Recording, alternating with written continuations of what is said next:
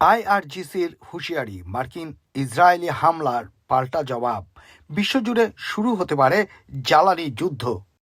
মধ্যপ্রাচ্যে চলমান উত্তেজনার মধ্যে ইরান নতুন করে কঠোর সতর্ক বার্তা দিয়েছে। ইরানের Islamic revolutionary guard corps IRGC এর একটি অংশের মুখপাত্র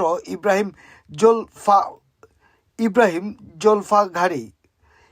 জোলফাঘারি বলেছেন, যুক্তরাষ্ট্র ও ইসরায়েলের হামলা ইরানের জ্বালানি অবকাঠামোকে লক্ষ্যবস্তুতে পরিণত করেছে এবং এর ফলে সংঘাত একটি নতুন ও বিপজ্জনক পর্যায়ে প্রবেশ করেছে, যাকে তিনি জ্বালানি যুদ্ধ বলে উল্লেখ করেছেন। ইরানের দাবি, যুক্তরাষ্ট্র ও ইসরায়েল দেশটির তেলের গুদাম, স্টোরেজ সুবিধা এবং অন্যান্য জ্বালানি অবকাঠামোতে হামলা চালিয়েছে।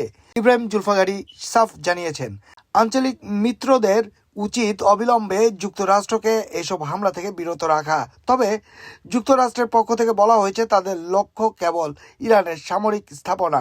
মার্কিন প্রশাসনের দাবি, তারা ইরানের তেল ও গ্যাস খাতে হামলার কোনো পরিকল্পনা করেনি।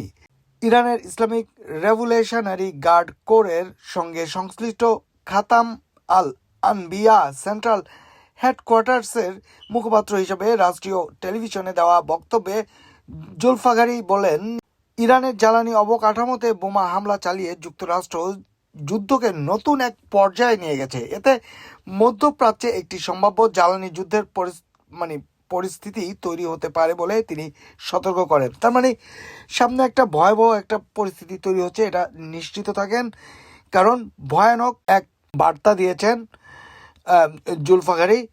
কারণ এখন পুরো মধ্যপ্রাচ্য জুড়ে জ্বালানি যুদ্ধের পরিস্থিতি তৈরি হতে পারে। মোহাম্মদ মাসুদ জামান, HB অনলাইন, লন্ডন।